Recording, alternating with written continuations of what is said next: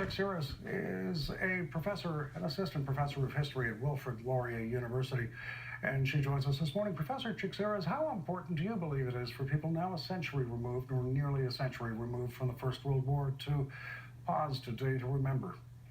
Well, I think it's an interesting day for Canadians to really reflect on the role that war has played in shaping so many of our lives. And, sitting here 99 years, I should say, after the signing of the armistice, it's a day to really celebrate peace and the making of peace and the ways that peace is very hard won and hard fought. So I think that's another reason why it's important to remember. Tell us about, remind us rather, of Canada's role in the First World War. It was a significant war in many ways for our nation. Canada's role in the First World War, as we know, is varied. And what's interesting about the stories that come out of Canada during the First World War is a multitude of voices about the war effort and the ways that even at the time so many Canadians responded to the Great War in ways that were supportive, but also in ways that were critical. And I think when we look at the history of the war within our nation, it's a time where we can see Canadians really debating what it is to fight and what we're fighting for. And I think in many ways, those are questions that are still very relevant to our world today.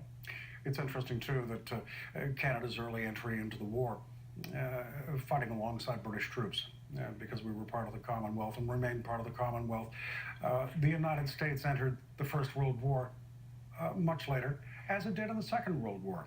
Sure. I think a really interesting question to reflect on Remembrance Day is this question of whether or not we commemorate Remembrance Day or whether or not we celebrate Remembrance Day. And I think those are two very different processes. And on Remembrance Day, I always like to think about the ways in which, we are essentially grieving and mourning the loss of so many young people, and also really recognizing the sacrifice of so many people today in terms of their service. So this leaving space for mourning and for grief is an important part of Remembrance Day. It's interesting to note back that a number of books have talked about the First World War as the war that ended peace. How does that figure? Well, it's interesting because it's called the war that ended peace, and yet we see coming out of the First World War as well a renewed international interest in the role that the international community can play in preserving and keeping peace through, of course, the League of Nations and then later the United Nations. So I think this question of peace, and of course the war, the Great War is often referred to as the war to end all wars, and of course we know that that's not exactly what happened. So this idea of bringing more talk of peace into Remembrance Day celebrations or commemorations, I think, is a really important one. And the Great War really has a foundation in terms of the way that our modern world approaches ideas of peace and peacemaking.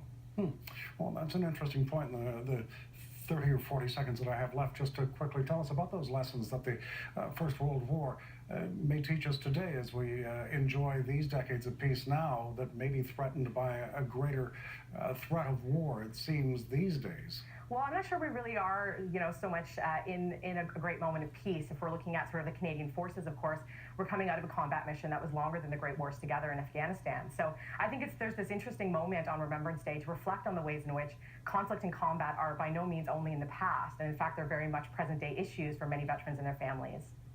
Mary Chick-Siris, assistant history professor at Wilfrid Laurier University. So good to have this opportunity to speak with you. I hope we get an opportunity to do it again soon. Thank you.